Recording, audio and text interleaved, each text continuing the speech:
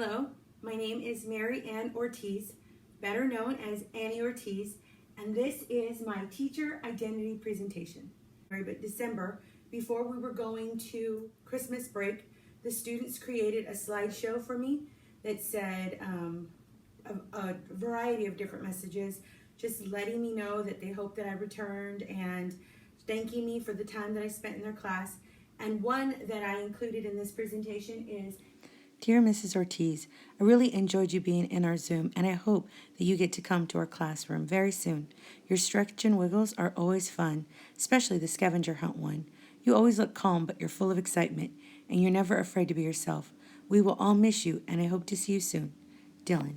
I don't think you can see it because the light is reflecting off the light, but this message meant so much to me. There was 30 messages, but this one I felt was just important to highlight because the last part, it says, and you're never afraid to be yourself. He's a fifth grader, and I think it's important to understand that as a teacher, our identity needs to be pure, and it needs to be genuine, it needs to be organic, and kids can tell when you're trying to be someone else. And so my identity is just to be that, is to be myself, is to be as honest and pure and the best version of myself that I could possibly be. I selected this quote: writers are constantly successful with a broad range of students. They risk deep emotional involvement with a great majority of their students, and they are sometimes hurt because of those investments. The depth of their relationships with students allow them to challenge students and get notable effort and achievement. And I have Mrs. Ortiz, and I don't know if you could see my little Bitmoji.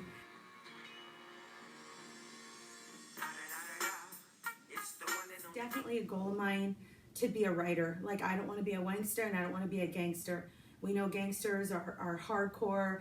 They want things their way. They want to, go against some of the approaches of great pedagogical approaches for kids, and on the side of the school district making the harshest, most repressive strategies possible.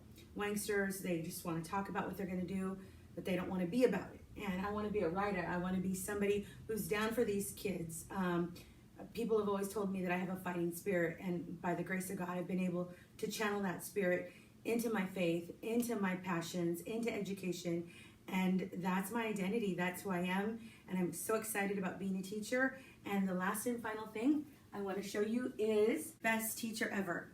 I sat down on this couch for most of the semester, and I went through a lot of cancer treatment, and one thing that I stare at is this: best teacher ever.